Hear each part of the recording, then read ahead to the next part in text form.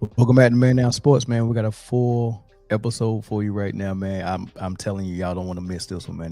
This one got everything in it. And some of the stuff is hilarious, but always good as usual. Of course, we want to start with Stephen A. Smith, man. As you can see from the top of the list is Stephen A. Smith. And before we even get started, man, I want to make sure that everyone is already subscribed. If you're watching this, go ahead and hit that thumbs up, share the live as well. But definitely subscribe, hit that subscribe button and that notification bell. Help us grow the audience. Yeah, Stephen A. Smith. I mean, he loves the attention. He loves the drama, right? So of course, from the video you seen me do yesterday about Lonzo Ball, kind of calling him out about having bad sources about some of the things he said live on the air.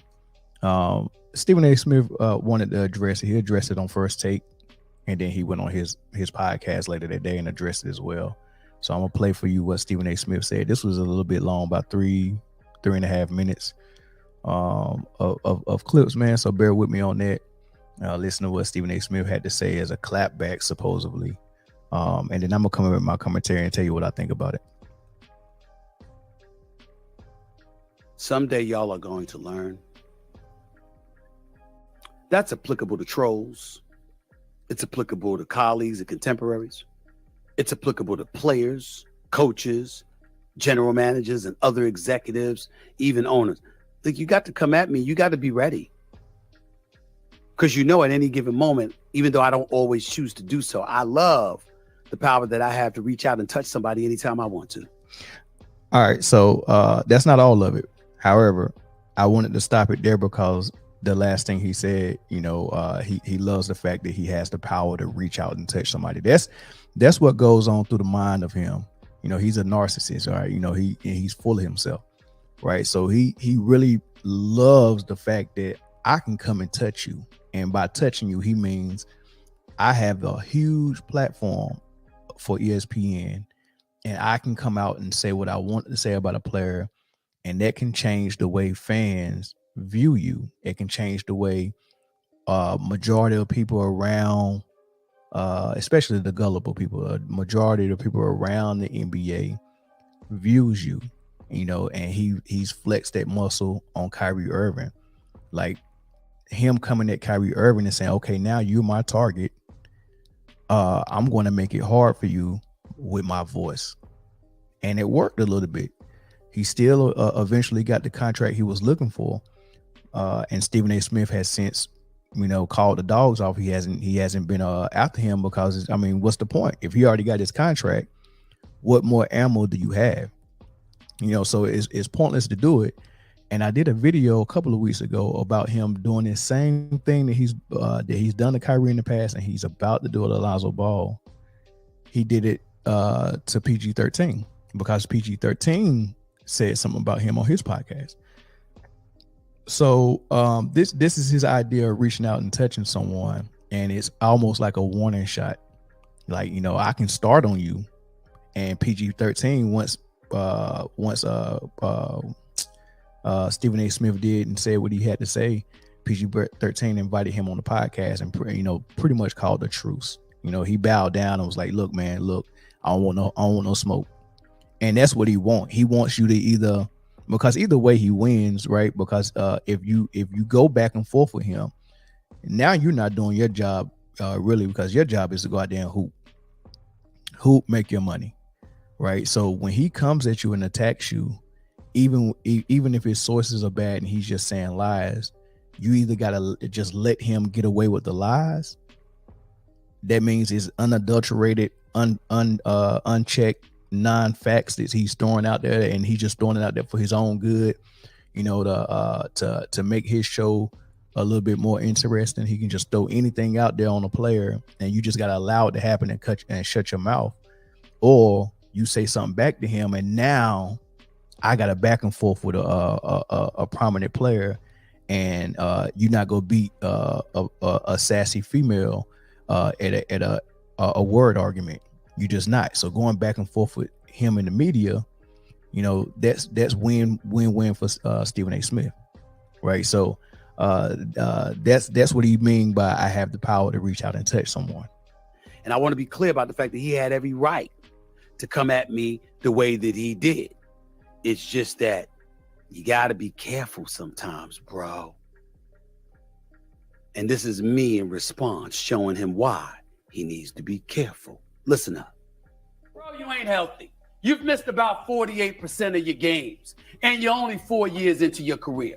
And on top of it all, you would think that since you missed all of last season and 47 games the season before that, and you're scheduled to miss games at least until the new year, this upcoming season, that you wouldn't make a video proclaiming that you're healthy. Because instead of looking at me, and I'm not talking to Lonzo, I'm talking to the idiot trolls out there.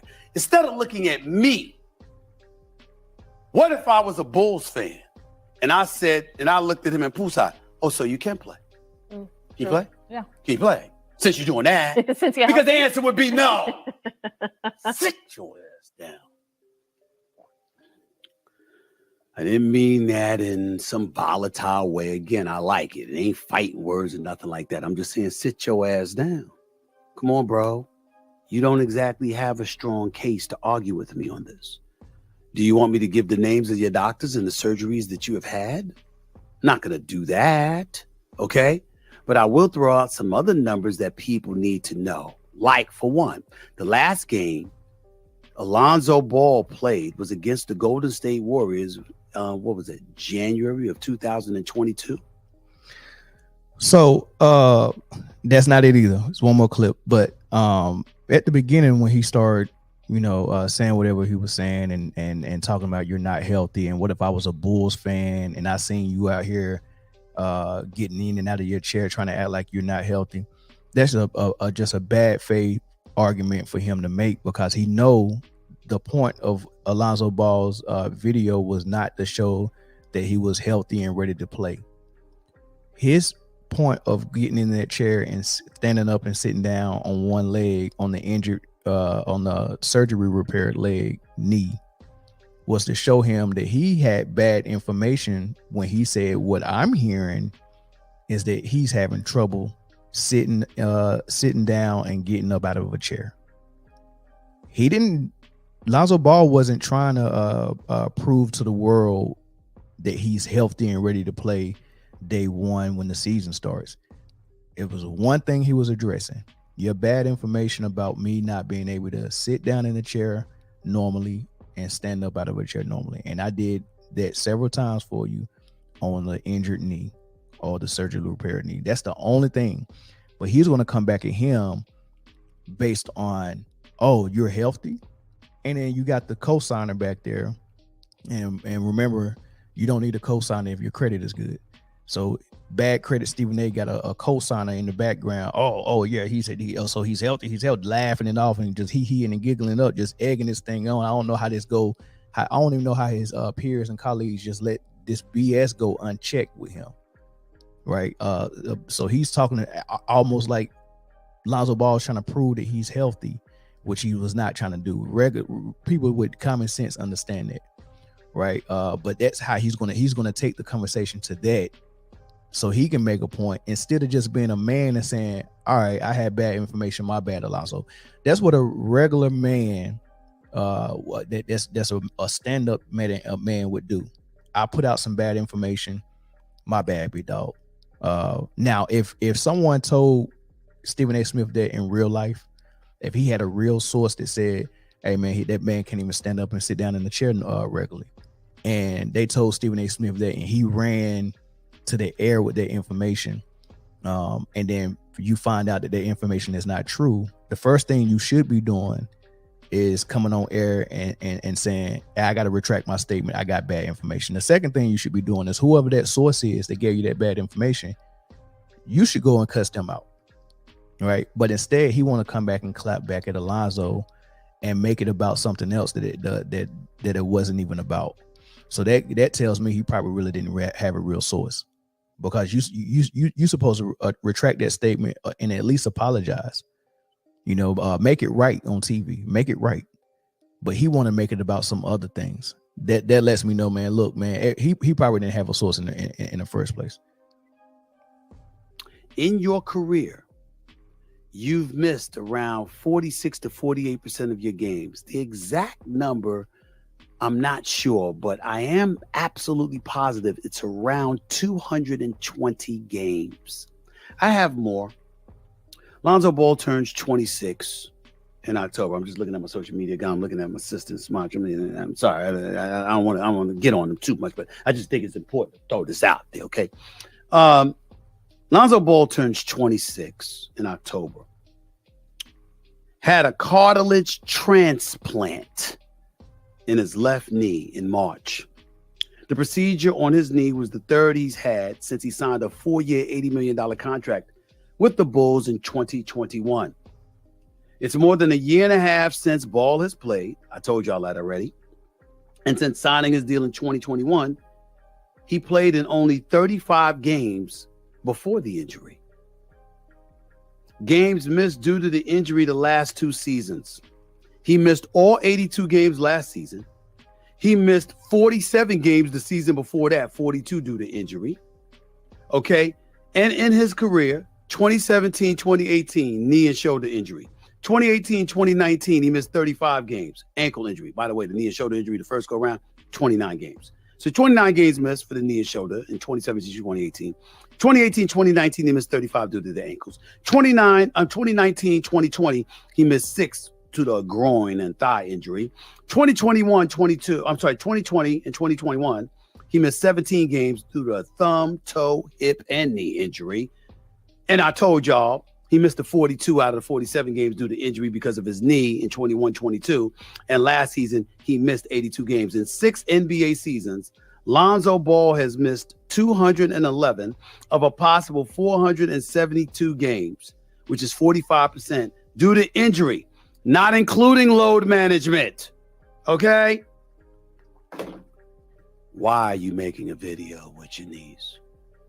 Now, if I couldn't go off camera, if I didn't want to go off camera because of the lighting in my studio here, do y'all know I can get up and sit down, get up and sit down, and get up and sit down all night long? Does that mean that I can run the hell up and down the damn court 94 feet for 30 to 35 minutes a night? Sitting poolside on a bench, getting up on one knee, you think that shows that you're healthy? You gonna call me yapping when I have all of this information in front of me? Would you like me to tell where you had surgery and exactly what date you had surgery on? Would you like me to get the names of the doctors? I do have them. I know the actual doctors that operated on you. The actual locations. Of course, I wouldn't do something like that to you, bro. I would never do something like that. That's none of my business. That's none of anybody's business. I'm just making the point. Come on, bro. By the way, in June, the Bulls officially announced that you would be out for an indefinite period of time. And speculation is that you were going to miss the whole season. And even though you're coming back, at the very least, it isn't expected that you'll be available to play until January of 2024. So you missed 42 games 2 seasons ago. You missed the entire season last season. You're scheduled to miss this season up until January upcoming. And you gonna sit poolside and ask why I'm yapping and who are my sources just because you getting bouncing up and down on one knee? Really?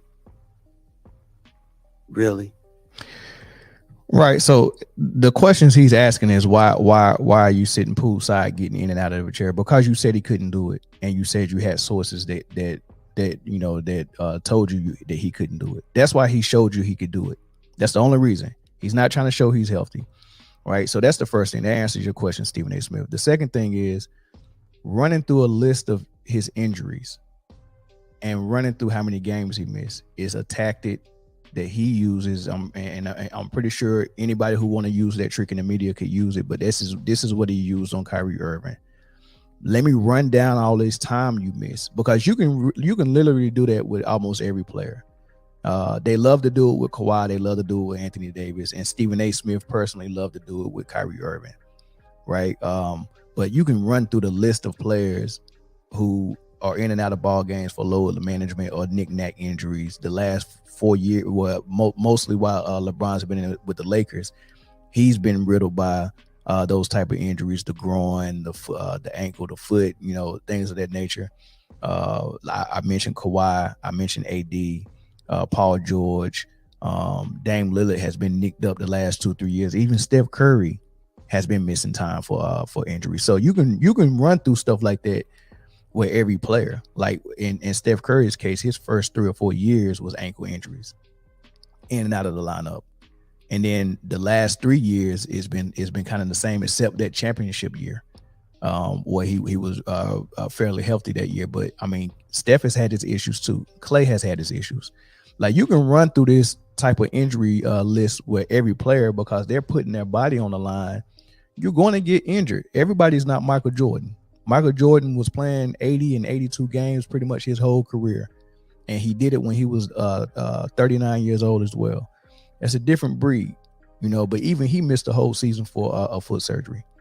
You get what I'm saying? So you can name almost any player that's a key player that's been playing longer than 6 years, and you can start listing time that they've missed for injury. So that's not even impressive to mention. But the other crazy thing about this is, what's the point of mentioning it? There's no point. Only thing he was doing is saying, Stephen A. Smith, I can get in and out of a chair. Your sources are bad. Who are your sources? But Stephen A. Smith don't like to be shown up, especially publicly. So this is his warning shot. Look, I can start. I've done it with Kyrie. I can start labeling you, and if I keep saying it and keep repeating it enough, and I get my colleagues to be on board with it, now we got a whole army of media people that's against you because you came against me. And when you come against me, you come against all of media, because now when you calling out the person that's at the top, that's a hit on all of media. Like everybody's gonna be questioned then when they come out with these anonymous sources that they don't name. When I come with this information that's I say it's a source and I got this information, if you call me out and call me false, we're gonna come against you. That's the warning shot he's giving. The last thing I say about this, and what I really don't like, I don't know if it's in an athlete's contract where their information is, it can be released to the public and the public has a right to know.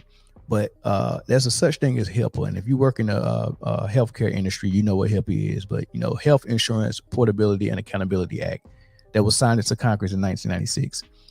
I don't like the fact that the media can just grab your entire medical history and present it to the general public on a platform like ESPN or any magazine or newspaper. I don't think that's nobody's business.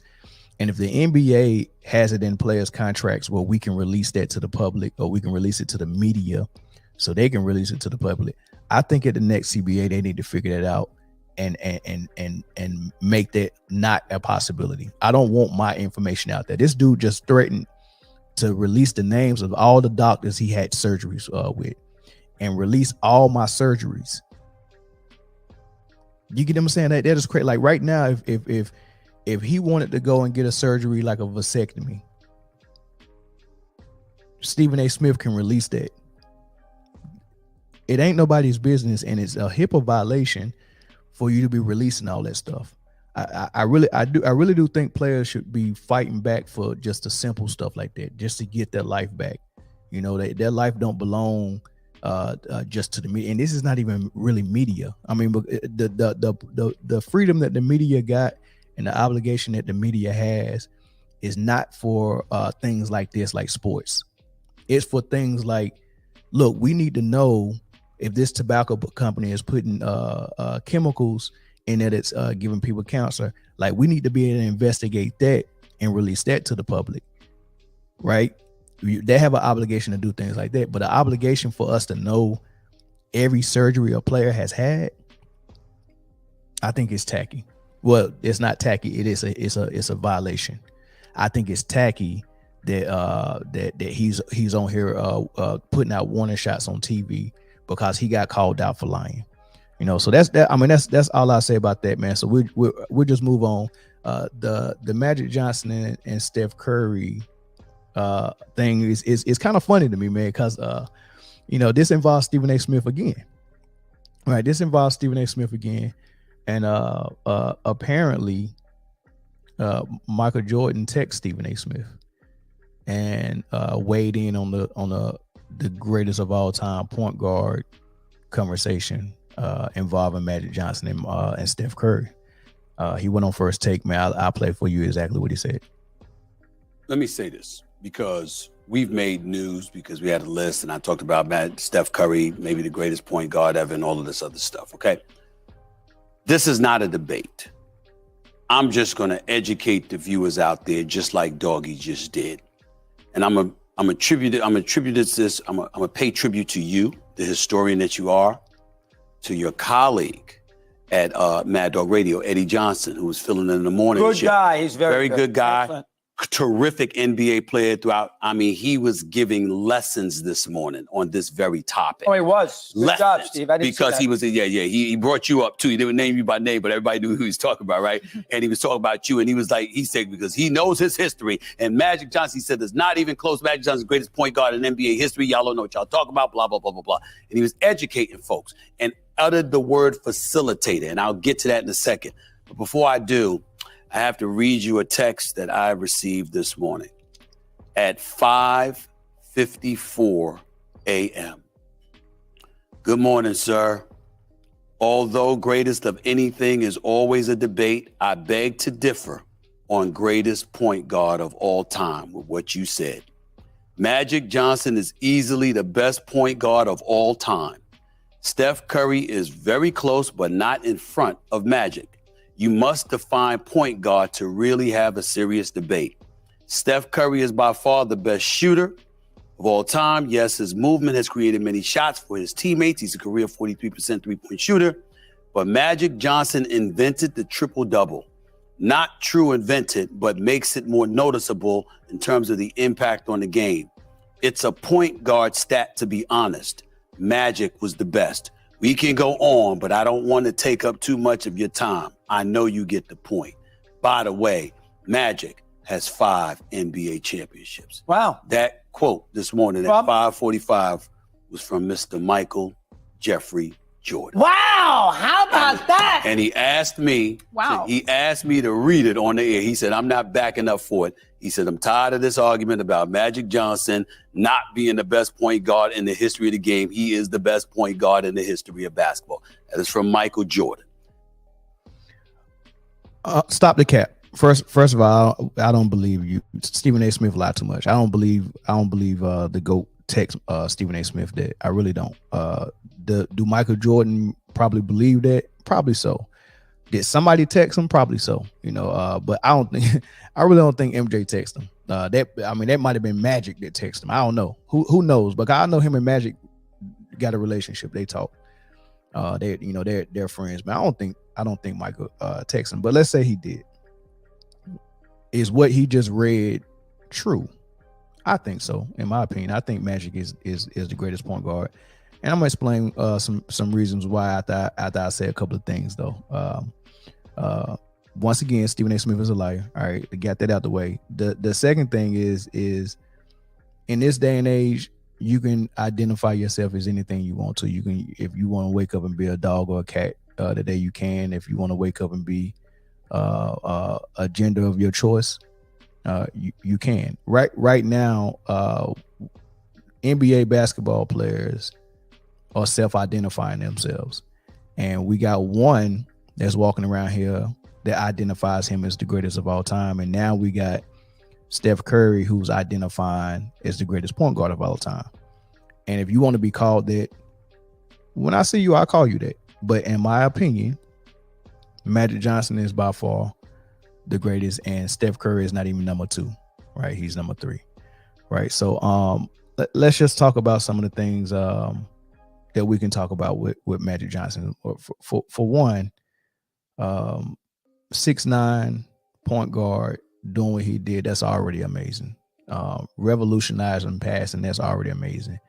Coming in as a rookie and winning the championship, and I think in Finals MVP, that's crazy and amazing, right? These are the type of things he was doing. 12-time All-Star, 2-time Steel champion, 10 times All NBA. I got to make a correction because on the last video I did, I either didn't mention his MVPs or I said that he didn't have any MVPs, and I misspoke on that.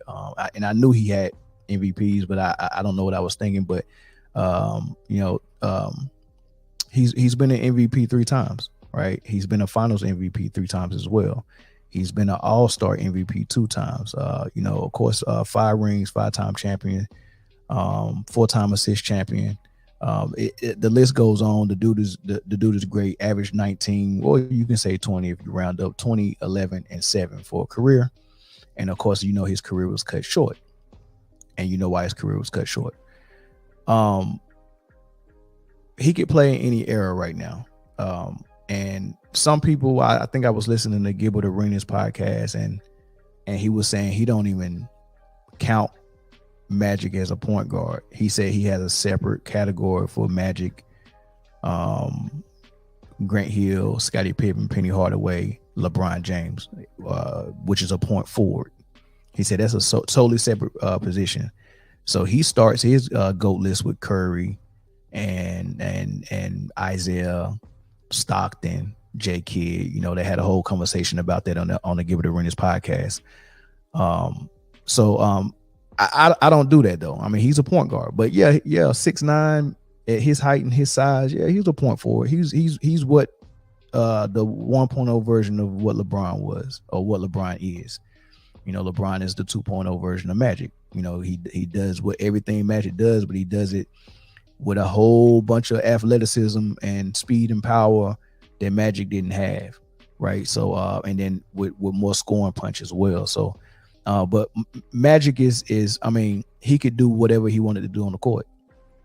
If Magic wanted to come out here and lead his team in scoring, he can do it. And that's really what the point guard position is really about. If you look at it like a dealer that's dealing cards, you always deal starting to your left, you deal to one person, second person, third person, and then you get yourself a card. That's how you deal, right? And that's kind of how the point guard is. He's on the floor, and he's supposed to be like the quarterback of the team on the court, an extended version of the coach on the floor, a middle linebacker that sees everything, you know what I mean, and that can call things out for everybody else. The voice.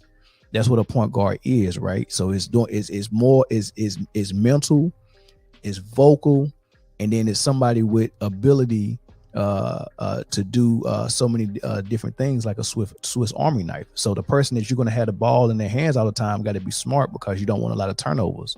I don't want you just throwing crazy passes or bad passes. I want them to be accurate.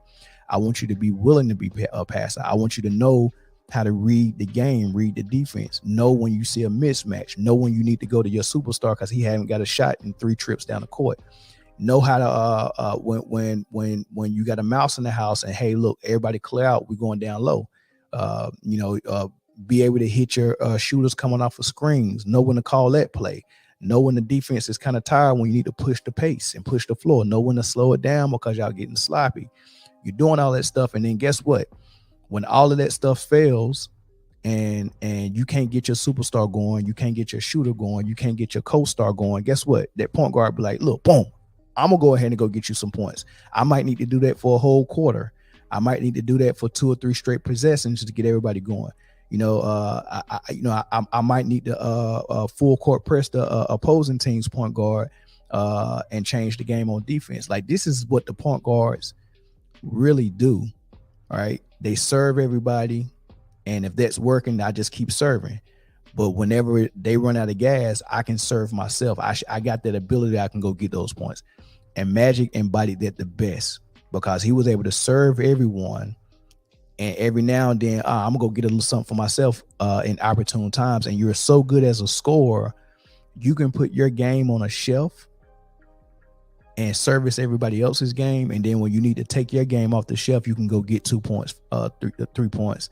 You can get to the line. You can do X, Y, and Z. You can post somebody up if you got a mouse in the house. You can just do these different things, and you can run that like you're the coach. That's what the point guard is. Nobody did that better than Magic, right? And he was able to do that and still get him 20 points a game.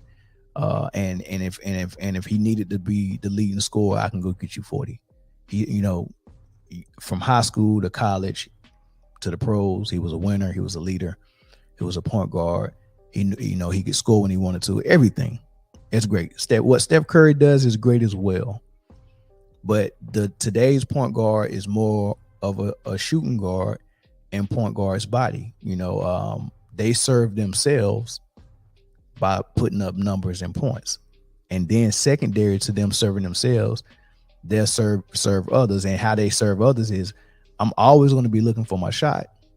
So if you come double me, I get the ball up. But when you have a player that's like that, you have to have a unique team around him. It's not just plug and play. You know, it looked like it's easy to build around Steph Curry, but you got to have special people around Steph Curry. You see right now the Warriors, they keep saying we cannot contend without Draymond Green. We have to have Draymond Green. Why so? Because I seen Magic come into the league.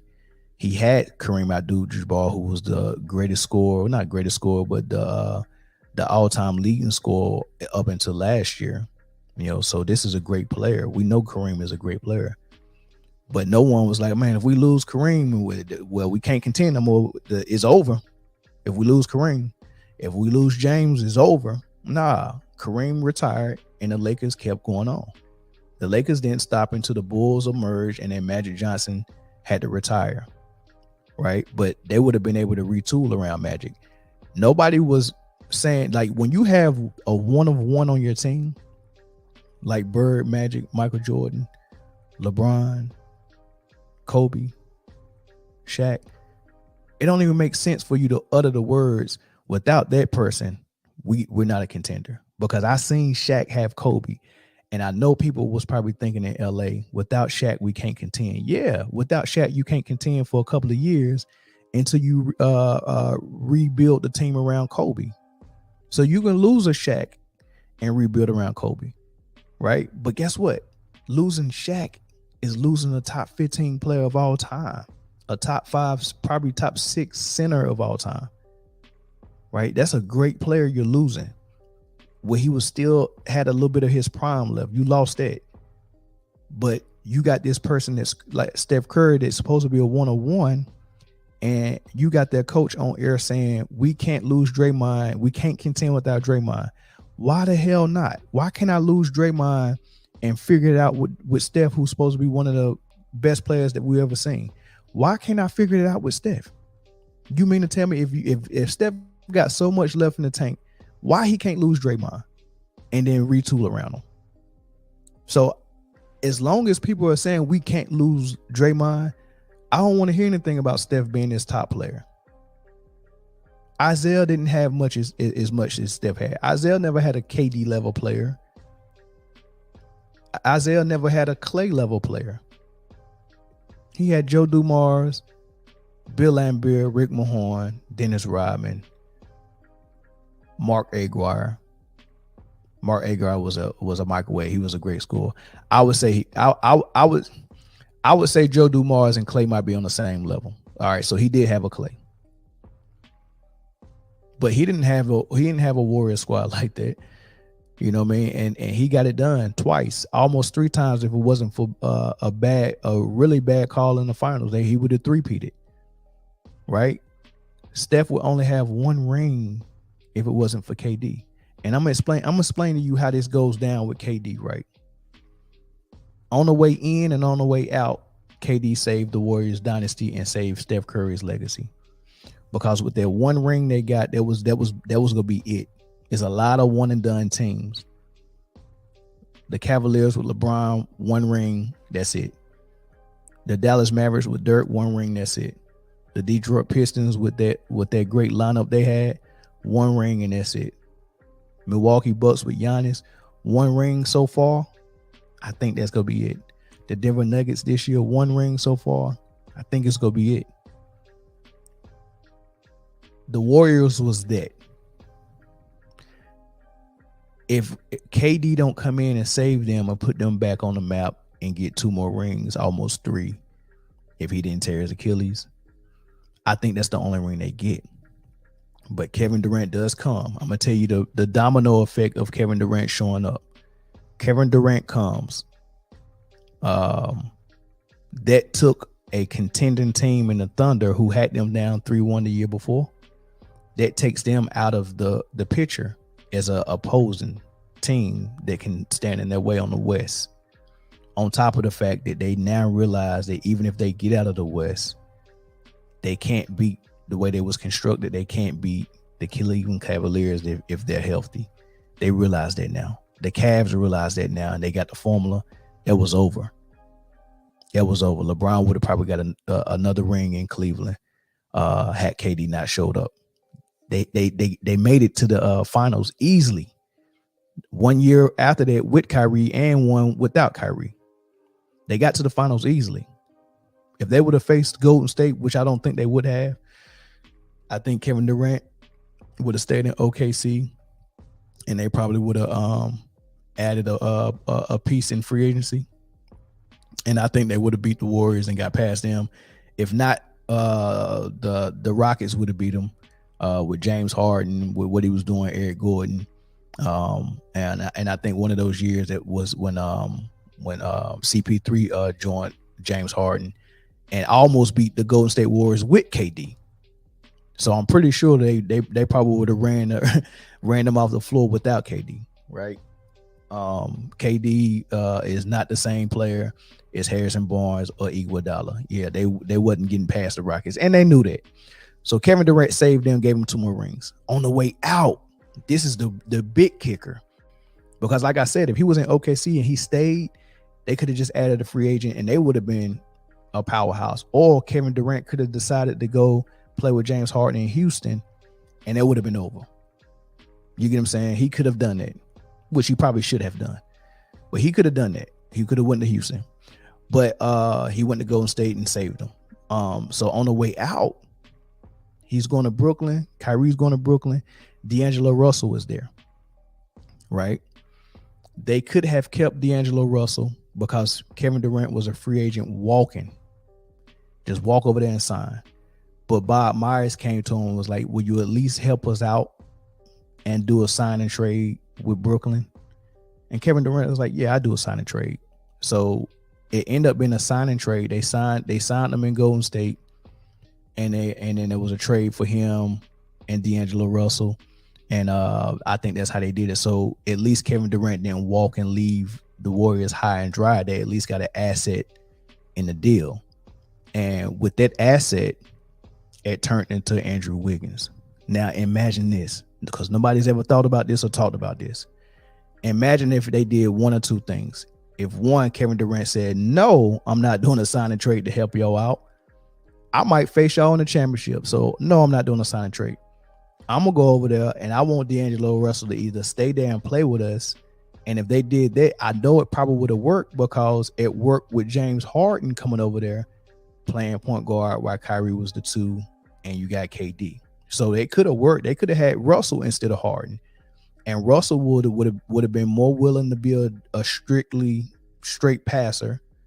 And he probably would have never got hurt because he never gain weight on purpose and put on a fat suit and not work out to get his way out of Houston and tear his hamstring up in the playoffs. D'Angelo Russell ain't never done nothing like that, and he's rarely hurt. So instead of them losing hard in that fight against Milwaukee, they would have had D'Angelo Russell, right? And it would have been cheaper. So they could have kept Russell, had Kyrie and KD, and moved that way. Right. And then they would have never made all those trades to get Harden. So they still would have had Karis LeVert and all those dudes to make the money work. Some of them probably would have had to go, maybe, you know what I mean? But you get the gist of it. They could have kept Russell. Or if I knew that Wiggins was on the market, Minnesota had Wiggins on the market, and all it took was D'Angelo Russell and probably a draft pick to get him. What if Brooklyn traded and got Andrew Wiggins, and now you got Kyrie at the point, somebody else at the 2, Joe Harris, Wiggins at the 3, and KD at the 4. Imagine that. And then look at what would have happened to Golden State. Wiggins practically carried them to that championship. I mean, of course, Curry was balling out of his mind too. But Curry missed most of the first round. That was Wiggins and Jordan Poole's round. Then Curry came back in the second round, kind of inched his way back in. It was still a Jordan Poole show and a pool party with a little bit of Curry. a lot of Wiggins. Then they get in the conference final, and that was all Wiggins killing the Dallas Mavericks, dunking on Luka, doing all types of stuff, right? And then there was more Steph, still a little bit of pool party. And then they got in the finals, and they really needed Wiggins. Wiggins was there. They had to bench Draymond. Wiggins was there. Poole was there, but Steph Curry was there 150%, right?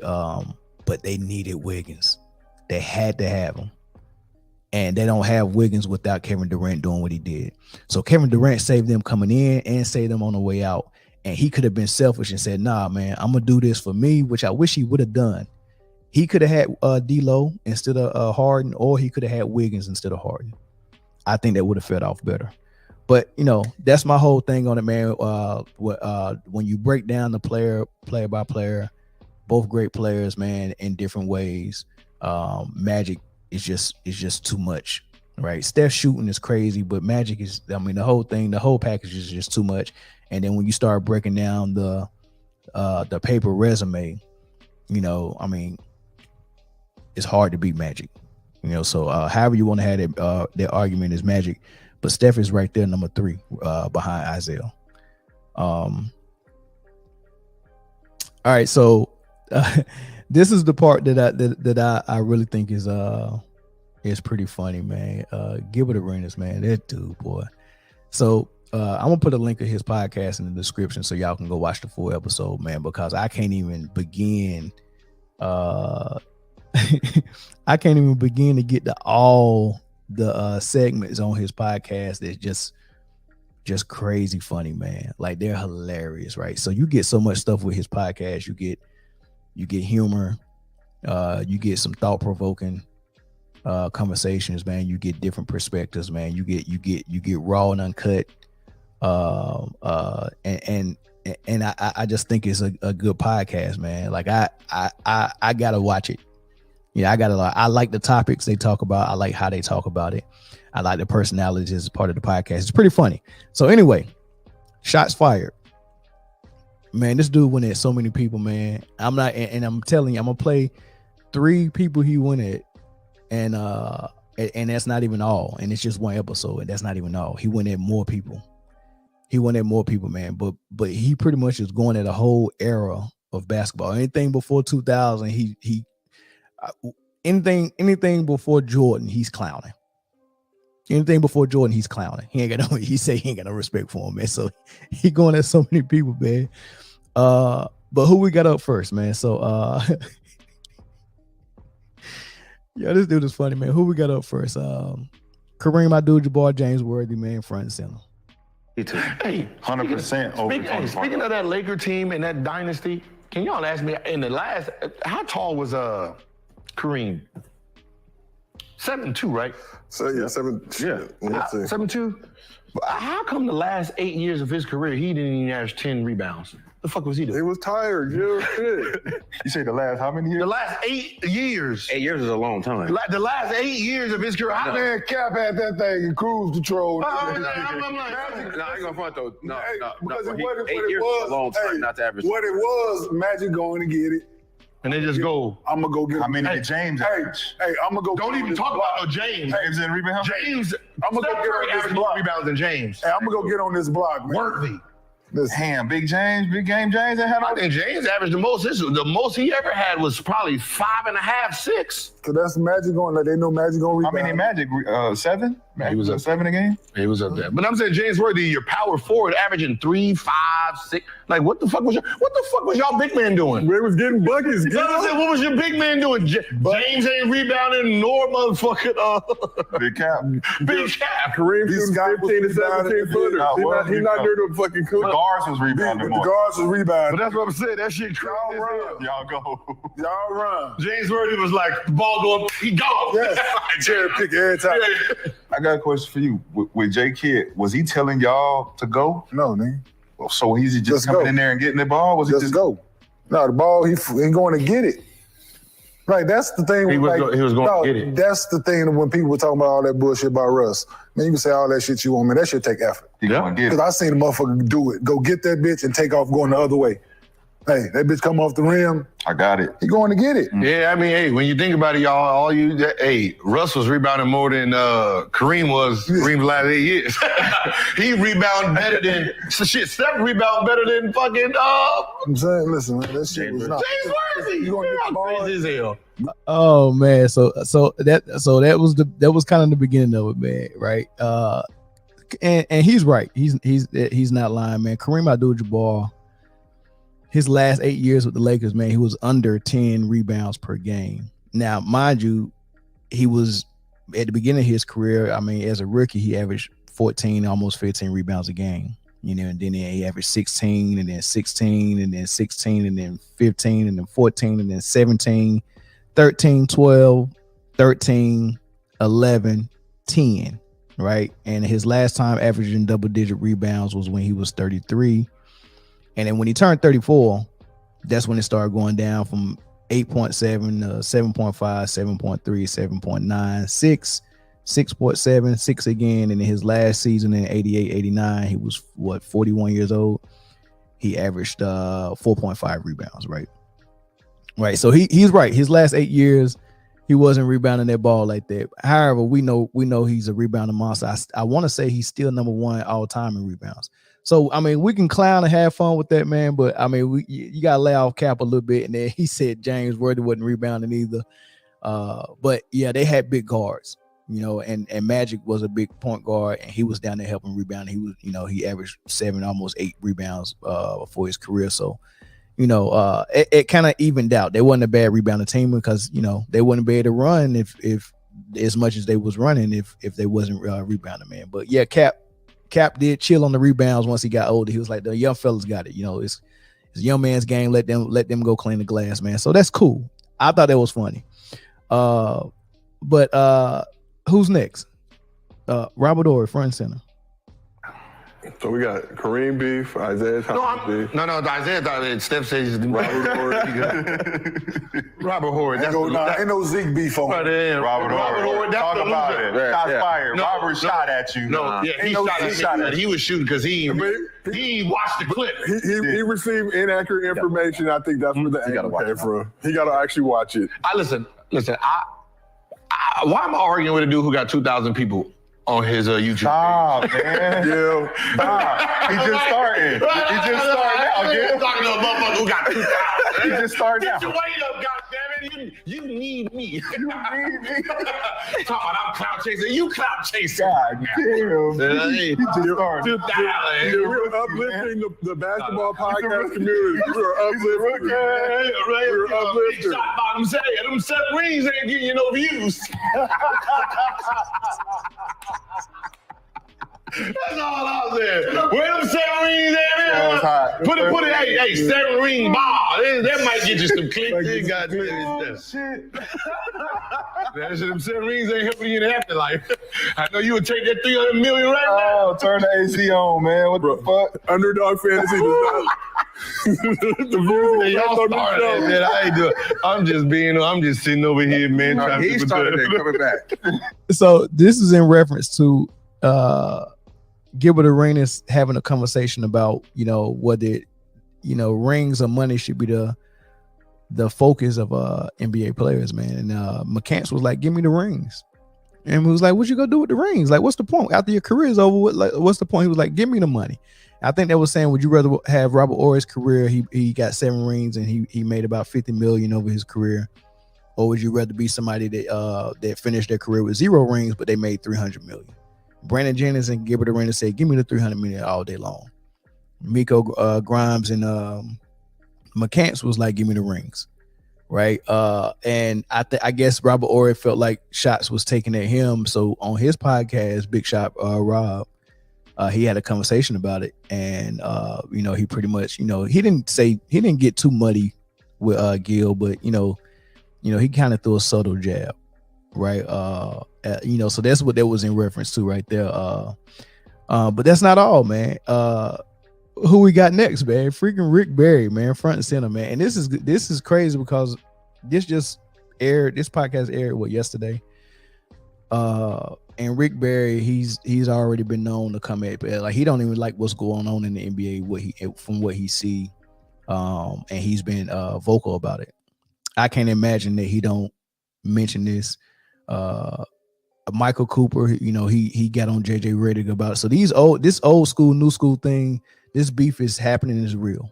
The old school people are sick and tired of it. I don't know if you remember the Celtic great during the Celtics Warriors playoff finals matchup. Maxwell, he got into it with Draymond, back and forth with Draymond.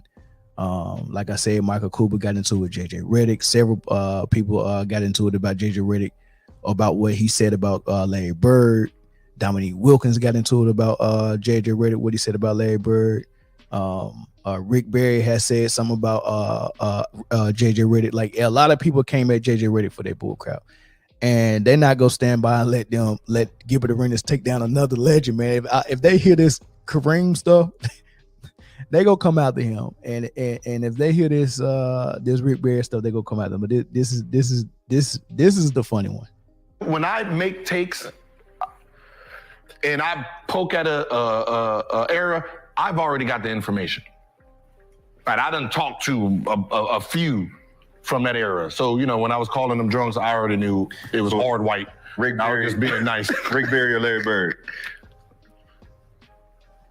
Larry Bird. I'm not taking somebody from the 50s. I'm sorry. He's from the 50s?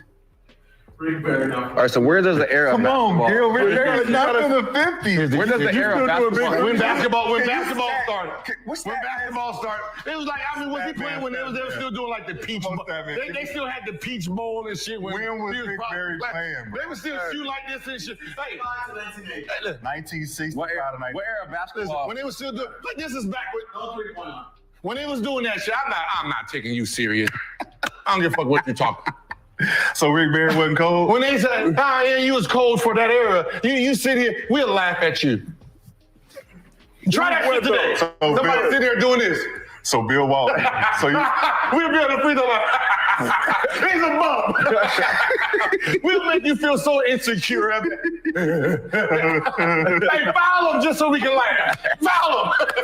Hey, no bullshit. Listen, I found the clip of Chuck Hayes on the free throw line.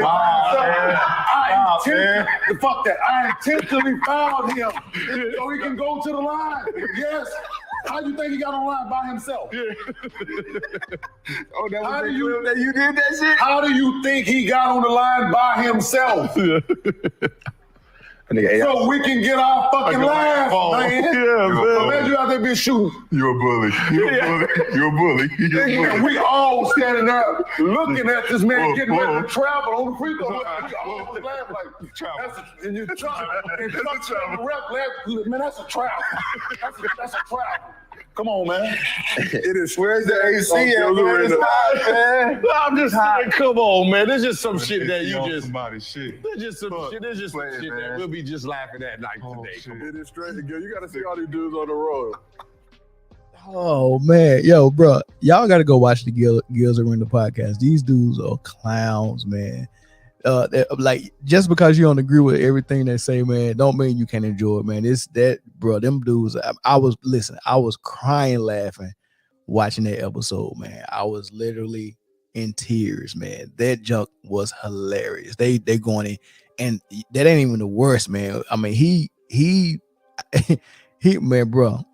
He was going in, man. But yeah, go check out Gil's Arena, man. But I don't have nothing else to add to that, man. I just thought that was hilarious, man. All right, the last thing I want to get on, man. I missed Kobe's birthday, man. I was a little busy. But here's a day late on the birthday, man. Happy birthday to the Mamba. Rest in peace and all that stuff, man. But I did want to give him a little shout out and kind of tell some of the reasons why I think this dude is number 2 behind Michael Jordan, and it's not even a close comparison with anybody else, man. It's Mike, it's Kobe, it's Kareem, and then you draw the line there, and then the debate can start at number 4 with Magic, Bird, LeBron, Wilt, Bill Russell,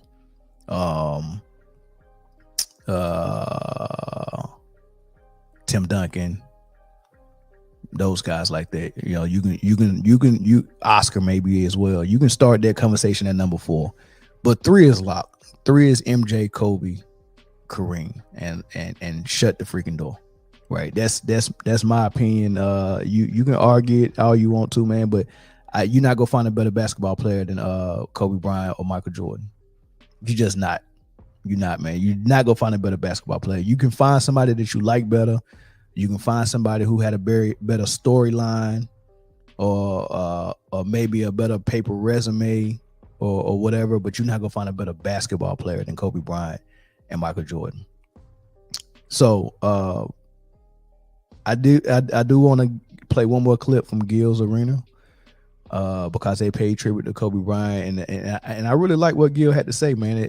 It was lighthearted. He was dead serious, but it was with a little bit of humor, man. So and that's how I like to consume things, man. I like seriousness. I like truthfulness, and I like a little bit of humor with it as well. But this is Gil talking about Kobe Bryant. We mean something to each in different ways. When we talk about Mamba, what does that Mamba mentality mean to you? Mamba mentality is eat or be eaten, is really what it is. Right now, I mean, when he passed, everybody diluted what the Mamba mentality is, but when he was in Mamba mentality, no one liked it. No one liked his thought process, the selfishness that they thought was selfish. But, in reality, this is the Mamba mentality. If I'm taking 500 shots a day and I'm working out 4 or 5 times a day, and we get into a game, I don't like your work ethic, so why am I passing you the ball? You're selfish for actually calling for it, knowing you didn't put in work in. That's the selfish part. The selfish part is not me. The selfish part is you wanting the ball. You didn't do. You was at the club last night drinking and shit and all, doing all that. And then you just coming in here smelling like booze, doing it. Yo, I'm open. I know you're not. You're selfish. That's considered selfish. So no one liked what real Mamba mentality is. Mamba mentality is, his girls' team lose, right? They all crying because they got beat by this team in the championship. And they all worked their ass off to face that other team, and then they beat them by 70. And they're wondering why Kobe won't take the press off. Why would I do that? I think they beat their ass by 100. By 100. Because that photo of them at the scoreboard all jumping up and shit. Because Kobe don't want to take the press. Why am I going to take the press off when my girls been thinking about this for the last 6 months? Right. They eating. Right. Y'all was fine when y'all was eating. Y'all was laughing and giggling. My girls is laughing and giggling now. That's the Mamba mentality. Yeah, I remember that story. They lost to a team that was a pretty good team the year before, and including his daughter and the rest of the girls crying. He got them ready the entire off season and ready for them the next time. And when they came back, everybody was so improved and so good, and they beat them by almost 100 points. And Kobe wouldn't take the press off in the fourth quarter. He kept pressing them. I want you to freaking destroy them. That's the Mamba mentality, right? But I like what he said when he said that people would call him selfish because he didn't pass, and he was always taking the last shot, and and sometimes he was taking most of the shots. Man, he scored 81 points against the Toronto Raptors, and he just went in the God mode as a basketball player, right? And some people think that's selfish. Man, pass the ball. Won't you average 10 assists instead of trying to average 40?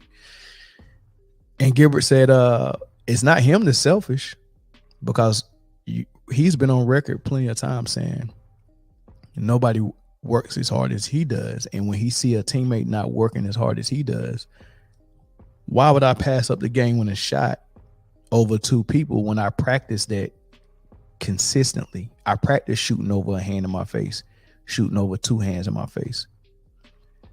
The shot that you're asking me to give you right now, that wide open 3, I've never seen you in the gym practicing it. I've never seen you in the gym practicing a catch and shoot wide open 3 consistently enough for me to trust you to hit that shot. Why would I give it to you?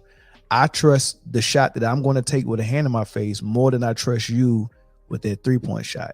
And if you're one of those players that he doesn't trust, or he doesn't see putting in that work, No, he's not going to trust you more than what he trusts his own ability to be. And I understand that. I understand that when you got a big man that's not putting in that work, that's begging for the ball in the post, but he's not putting that work in like you. And you tell him, and we talking about Mr. Shaquille O'Neal, you tell somebody that great, if you want this ball, you better get the offensive rebound. I've done that before. You get what I'm saying? So I understand that whole thing. And it's very rare when you get a player that's your best scorer and also your best defender and also your best leader in the locker room by example and by vocalism. Right? I want you to think about those four things: the best offensive player, the best scorer, the best defender, the best vocal leader in the locker room, and the best leader by example. All four of those things. And I want you to think about some of these players and let's break it down. Steph Curry is by far the best player on his basketball team on offense and as a scorer. So he got that one. He's nowhere near the best defender. He don't have that one. He's nowhere near the vocal leader. That's Draymond Green. He does lead by example. He has a great work ethic. So he got those two things, but he don't have all four. Kevin Durant, great leader by example. Great offensive player. He could be the best defender in a lot of cases. He's a great defender, but he's not on Kobe's level as a defender. And as far as vocal leader, he's probably lacking there too. So he don't have all four. Michael Jordan had all four. Shaq didn't have all four. LeBron James doesn't have all four. Most of the time, he's not even the best scorer on his team. If he's on a team with Kyrie Irving's the best scorer. If he's on the team with Miami, D-Wade's the best scorer. LeBron might have averaged more points because he was the best player and he was going to get most of the opportunities and the offense ran through him, but he wasn't the best scorer. That was Kyrie Irving and D-Wade. And it might even be AD now. Right? Leader by example, yes. Locker room leader vocally, yes. Best defender, no. So I want you to think about how hard it is to have a leader that's all four of those things. Kobe was all four of those things.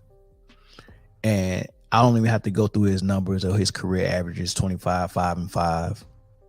I don't have to go through all that. I don't have to go through how many All-Stars he made, why the All-Star MVP trophy is named after him, right? The 5-time NBA champion, 18 All-Stars, 4 All-Star MVPs. That means the last All-Star game that we actually really enjoyed, if you go back and look at it, I want you to think about a couple of All-Stars. When Kobe Bryant went shot for shot down the stretch in a competitive game with defense in the All-Star game, when Stephon Marbury hit key buckets, Kobe hit key buckets, Iverson hit key buckets, Kobe hit another key bucket, and I mean just that All-Star, right? That was big. Or think about the All-Star where Michael Jordan came back for his last All-Star game, and Kobe ruined it because Michael Jordan hit a game winner to end the game. And instead of Kobe letting him have that moment, he said, hell nah. He came down and said, I'm going to try to win this, and got fouled shooting a three-pointer by Tim Duncan and went and knocked the free throws down. They had to go to overtime. And then in overtime, I mean, Kobe was just an a-hole like that, man. Like, so I can't remember what happened in overtime. I want to say maybe the East won. I don't know. But he played spoiler to Michael Jordan's perfect ending. Again, he had a perfect ending in Utah. He could have had another one in the All-Star game his last season, hitting that game winner. Kobe took that iconic moment away from him. He didn't care. That was his big brother. He still did it. He said, I don't care. Right. And that's why he came against D-Wade and LeBron. Another All-Star game. Defense was being played. Kobe blocking LeBron's shot, hitting shots on him left and right. Just bringing the competitive edge. The last competitive good All-Star game to watch probably had Kobe in it. All right, so that's why the All-Star MVP is named after him. Plus, he got 4 of them, 4 All-Star MVPs, 2 Finals MVPs, 12 times All Defensive Team, 15 times All NBA, scoring champion twice, right? And 1 All-Star MVP, and 1 MVP in 07 and 08. He should have more. So should Shaq. But that's Kobe Bryant in a nutshell, man. There's not another complete player other than Michael Jordan than Kobe Bryant and Hakeem Olajuwon. As far as complete players, Kobe, Mike, Hakeem, those are the 3 complete players I can name on both ends of the floor. And for their position, they can do everything on an elite level that's required from their position. That's only Hakeem, Mike, and Kobe. Those are the only 3, right? 9 times all defensive teams or more. Only 4 people has done that, and that's Mike, Hakeem, Kobe, and Gary Payton. All right, so I want y'all to take all those things, and you can come at me in the comment section all you want to and say LeBron this, LeBron that. He's not a complete player, and he don't hit all 4 of those phases I named previously about Kobe Bryant. You can try to explain how he does. I think it'd be a nice try, but we'll have this conversation in the comment section. But until then, I'll see y'all on the next.